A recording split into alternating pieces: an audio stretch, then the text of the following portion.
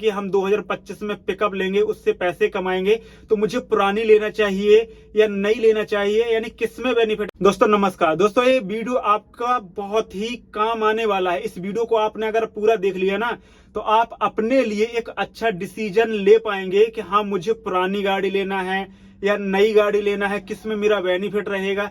तो इसलिए आपको इस वीडियो को आपको पूरा देखना है।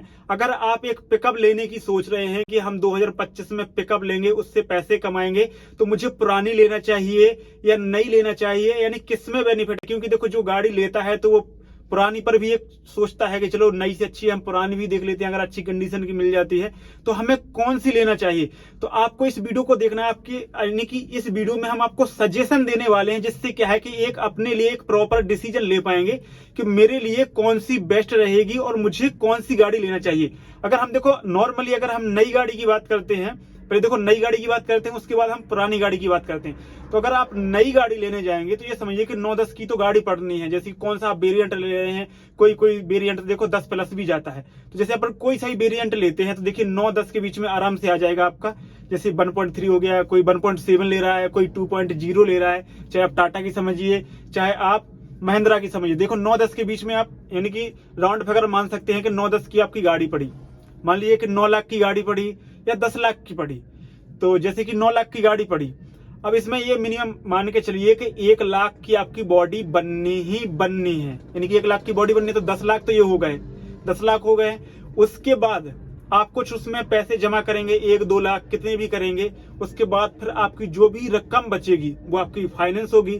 तो कम से कम 1-1.5-2 लाख इतने तक आप ये समझिए कि आपको ब्याज लग जाना है। तो 10 लाख वो हो गए हैं और 2 लाख ये समझ लीजिए। तो ये समझिए कि 12 लाख हो, क्या पता आपके 13 लाख भी हो जाए। आप कौन सा वेरिएंट ले रहे हैं, किसी किसी के तो कम से कम 14 लाख भी हो जाते हैं। जैसे किसी ने ज्यादा साल के लिए किया है तो उनका ज्यादा इंटरेस्ट लगेगा, तो किसी किसी के 14 तक पहुंच जाती है गाड़ी। यानी कि पिकअप एक 12, ये समझिए कि 12 प्लस आपको पड़ेगी। अगर आप लेंगे तो 12 प्लस पड़ेगी आपको। कोई देखो कैश में तो कोई लेगा नहीं, कैश में कोई लेगा नहीं। अब आपने गाड़ी ले ली, 12 से 13 लाख की आपकी गाड़ी पड़ेगी। आपकी गाड़ी आ गई है, तैयार होके बन के हो गई है, क्योंकि देखो उसमें कमानी वगैरह काफी कुछ चीजें होती हैं तो हो ही जाता है। ये समझिए कि 12-13 के बीच में आपकी एक गाड़ी पड़नी है, और हो सके तो 14 भी हो सकता है, यानी कि 13.5-14 भी हो सकता है। ये समझिए अब आपको चुकाने कितने हैं। जैसे कि 9 लाख की गाड़ी पड़ी है तो ये समझिएगा आपने 1 लाख जमा करे, 2 लाख जमा करे, तो ये समझिए कि कम से कम 7 लाख आपको चुकाना है। 7 लाख चुकाना है। जैसे कि 1-2 लाख तो उसमें ब्याज भी होना है, उसमें ब्याज भी जुड़ेगा। 1.5-2 लाख ब्याज हो गया तो ये समझिए कि 8-9 आपको चुकाना है। अब 8-9 आप चुकाएंगे, फिर आपको चलाना है, उसी से आपको पैसे भी कमाना है। देखो आप गाड़ी ले रहे हैं तो ऐसा तो है नहीं है कि आपने गाड़ी ली और आप सिर्फ किस्त भर रहे हैं, किस्त भर रहे हैं, ऐसा तो है नहीं। आपको कुछ बचाना भी है उसी में से। तो फिर देखो कई लोग ऐसा करते हैं कि जिनका देखो एक प्रॉपर बिजनेस है, जैसे किसी की दुकान है तो उन्होंने अपनी दुकान के लिए ले ली गाड़ी कि चलो उनका उसी में चलती रहेगी। अपना वो चीजें हैं कि अपनी दुकान भी चलती रहेगी, उसी में अपनी गाड़ी का भी भाड़ा निकलता रहेगा, अपनी गाड़ी भी लगी रहेगी। अब कोई प्रॉपर ये लेता है कि उनको देखो गाड़ी चलानी ही चलानी है, यानी कि उनको किसी और भाड़े पर चलानी है, जो मिलेगा उन पर चलानी है, ऐसे लेना है। तो ये समझिए कि 8-9 लाख आपको फिर चुकाने पड़ेंगे।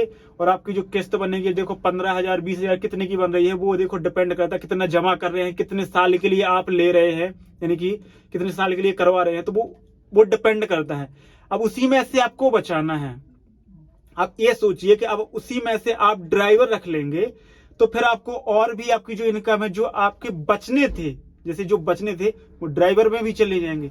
तो ये कोशिश करना कि अगर आप पिकअप ले रहे हैं या तो अपना कोई ऐसा प्रॉपर धंधा देख लीजिए कि हाँ चलो धंधा है तो उसी में चलती रहेगी, या फिर कोई अगर आल टू आल में चलानी है तो ये सोचिए कि आपको पहले खुद चलानी है, खुद चलानी है। जब आपको लगे कि हाँ हमारा अच्छा एक मार्केट बन गया, अपनी गाड़ी में भाड़े प्रॉपर मिलने लगे हैं, अच्छी बचत होने लगी है, तो फिर आप ड्राइवर रख सकते हैं। लेकिन अब शुरू से ही ड्राइवर से चलवाएंगे तो फिर देखो आपको नुकसान होगा। आपको भी थोड़ा मार्केट समझना है, हर चीजें करनी है। क्योंकि देखो मेरे पास देखो हर प्रकार के कमेंट आते हैं।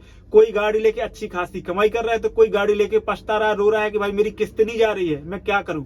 अब किसी ने देखो अपने 2 पैसे के लिए गाड़ी ली थी कि चलो गाड़ी की किस्त भी चली जाती रहेगी और मुझे भी बचते रहेंगे, तो गाड़ी की किस्त नहीं भर पा रही है तो उनको क्या बचेंगे। तो कई लोग देखो परेशान भी होते हैं। ऐसा नहीं है कि परेशानी भी नहीं आती है, परेशान भी होते हैं। देखो जिनकी अच्छी चलती है तो पैसे कमाते हो, जिनकी नहीं चलती है तो परेशान होते हैं, गाड़ी तक बेच देते हैं, कई लोग नई नई गाड़ी बेच देते हैं। तो ये चीजें आपको थोड़ा समझना है, ये चीजें समझना है।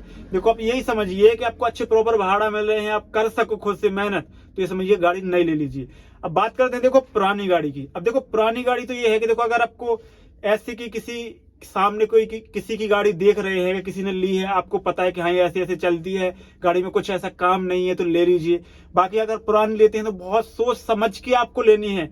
ये समझिए कि 1-2 साल 3 साल तक पुरानी आपको गाड़ी लेना है, उससे अगर नीचे गाड़ी ले रहे हैं तो ये समझिए कि बहुत आपको देखना है। अगर आपकी आंखों देखी गाड़ी है तो ठीक है, अगर आपकी आंखों देखी गाड़ी नहीं है तो आपको हर एक चीज, छोटी से छोटी चीज है उसमें चेक करना है। क्योंकि भाई ये बोलेरो पिकअप यहाँ पर लोग 2-2 साल में 2-2 लाख किलोमीटर चला देते हैं, इतनी गाड़ी चला देते हैं। तो ये आपको बिल्कुल अच्छे से देखना है कि कोई गाड़ी की यानी कि गाड़ी की चेचिस तो नहीं टूटी है, गाड़ी का कोई ऐसा मेजर एक्सीडेंट तो नहीं हुआ है। तो काफी कुछ चीजें आपको चेक करना है, तभी आपको गाड़ी लेना है। अब देखो नई गाड़ी में एक बार पैसा लगता है, पुरानी गाड़ी में बार बार पैसा लगता है। देखो दोनों में एक अपना अपना एक बेनिफिट है कि नई गाड़ी, जैसे पुरानी गाड़ी लेंगे तो जैसे कि मान लीजिएगा आपने 2 लाख उसमें डाउन पेमेंट जमा किया था, 1-1.5 लाख अपनी बॉडी में हो गया, तो देखो 3-3.5 लाख ये हो गए। थोड़ा और कुछ यानी कि थोड़ा और उसमें जोड़ के 4-5 लाख 6 लाख तक की 4-5 समझ लीजिए आपकी गाड़ी मिल जाएगी, पुरानी गाड़ी आ जाएगी। अब कुछ लोग ये सोचते हैं कि चलो यार पुरानी गाड़ी में कौन इतना पैसा लगा, इससे अच्छा है कि कुछ पैसे डाल के हम कोई नई गाड़ी फाइनेंस करवा लेते हैं, चुकती रहेगी किस्त, अपन को भी बचता रहेगा। देखो दोनों गाड़ी में देखो अपना अपना एक बेनिफिट भी है, और दोनों गाड़ियों में देखो अब अपने तरीके से आपको चलाना है, किस तरीके से आप चला सकते हैं। तो मेरा तो मानना यही है कि आप अगर स्वयं चला सकते हैं तो आपको नई गाड़ी भी ले सकते हैं। अगर आप दूसरे से चलवाना चाहते हैं या स्वयं भी चलाना चाहते हैं तो पुरानी गाड़ी। देखो अगर जल्दी आपको बचत चाहिए, ज्यादा बचत चाहिए, तो आप पुरानी गाड़ी में ज्यादा बचत कर सकते हैं, क्योंकि देखो आपको ज्यादा उसमें किस्तें नहीं भरनी पड़ेंगी। अगर आप फाइनेंस भी करवा लेंगे तो 1.5-2 लाख आपके फाइनेंस हो जाएंगे आराम से, वो आपके चुक जाएंगे जल्दी, फिर आपको पैसा बचने लगेगा। लेकिन उसमें यही है कि आपकी जो आंखों देखी गाड़ी होगी, जो आपने देखी होगी, वही आपको लेना है। वैसे नहीं है कहीं से भी आप ले रहे हैं, तो कहीं से ले रहे हैं तो बिल्कुल बहुत चीज आपको मेजर, आपको गाड़ी की चेचिस बिल्कुल टूटी मिली ना, तो ये समझिएगा बहुत दिक्कत आएगी। गाड़ी भी बैलेंस नहीं चलती हो, एक्सीडेंट वगैरह ज्यादा होते हैं, तो ये चीजें होती हैं। तो देखो इन चीजों से आपको भी थोड़ा क्लियर होगा कि हाँ मुझे कौन सी गाड़ी लेना चाहिए, कौन सी गाड़ी नहीं लेना चाहिए। देखो वही बातें हैं, नई गाड़ी में एक बार पैसा लगना है, पुरानी गाड़ी में बार बार पैसा लगना है। तो ये चीजें आपको थोड़ा देख के लेना है। बाकी देखो नई गाड़ी में काफी टाइम लगता है पैसे, क्योंकि देखो गाड़ी कम से कम मिनिमम 3-4 साल के लिए तो लोग फाइनेंस करवाते ही करवाते हैं। तो उस जब तक वो चुक नहीं जाएगी सही से, तब तक आपको पैसा ढंग से नहीं बचने वाला हो। जो गाड़ी आप स्वयं की चला रहे हैं, तो जो ये समझ लीजिए ड्राइवर को देना है, वही आपकी बचत है, ये समझिए। तो वही आपको यहाँ पर बचना है। और वहीं अगर हम पुरानी लेते हैं तो अगर अच्छी कंडीशन की पुरानी मिल जाती है तो एक बार आपने पैसा लगा दिया, अगर आप उतना नहीं कर पा रहे हैं तो 1.5-2 लाख अपने फाइनेंस हो गए, उसके बाद 1-1.5 साल में अपने चुक जाएंगे, उसके बाद अपना जो पैसा है वो पूरा अपना बचने लगेगा। तो ये डिसीजन आपको खुद से लेना है कि आपको कौन सी लेना चाहिए, पुरानी लेना चाहिए या नहीं लेना चाहिए। मैंने आपको पूरा तरीका समझा दिया है, जिससे क्या है कि आप थोड़ा एक डिसीजन ले पाएंगे। क्योंकि 2025 लगा है, कंपटीशन बहुत ज्यादा है, गाड़ियों का कंपटीशन बहुत है, मार्केट में कंपटीशन बहुत ज्यादा बढ़ गया है। तो ये चीजें आपको ध्यान में रखते हुए लेना है। थोड़ा जब भी आप गाड़ी लें तो किसी की गाड़ी पर चले जाएं, उससे थोड़ा समझ लें और थोड़ी जानकारी ले लें, जिससे क्या है कि थोड़ा आइडिया लग जाएगा। क्योंकि देखो हर कोई गाड़ी नहीं चला पाता है। कई लोग रोते हैं कि इससे अच्छा तो हमको कुछ और भी कर लेते, तो कई लोग रोते भी हैं गाड़ी लेके, बहुत पछताते भी हैं, और कई लोग घाटे में चले जाते हैं, अपनी गाड़ी बेच देते हैं। तो ये चीजें आपको करना है, जिससे क्या है कि आप पहले से ही सतर्क रहे और पहले से आप कोई ऐसी गलती ना करें। तो ये समझिए ज्यादा से ज्यादा यही कोशिश कीजिए, या तो आपको कोई बिजनेस होना चाहिए जिससे क्या है कि आपकी प्रॉपर गाड़ी लगी रहे, या फिर किसी आप मार्केट में चलाना चाहते हैं तो ये समझिए कि आपको खुद से चलाना है। या आप शुरू जैसे बाद में ना चलाओ, जैसे आपको मार्केट बन गया बाद में ना चलाओ, लेकिन पहले आपको शुरू में चलाना ही चलाना है। जिससे क्या आपको मार्केट समझ में आ जाएगा, हर चीजें पूरा उसका ज्ञान हो जाएगा। जिससे क्या है कि आपको जब भी आप ड्राइवर रखेंगे तो आपको अच्छा बेनिफिट भी मिलेगा, और आपको सब कुछ जानकारी भी दे सकेंगे अपने ड्राइवर को, कैसे क्या करना है सब कुछ। तो चलिए दोस्तों, मिलते हैं नए वीडियो में। आपको जानकारी अच्छी लगी तो कमेंट करके जरूर बताना, और आप इस वीडियो से आप जरूर एक डिसीजन ले पाएंगे कि आपको नई गाड़ी लेना है या पुरानी गाड़ी लेना है 2025 में।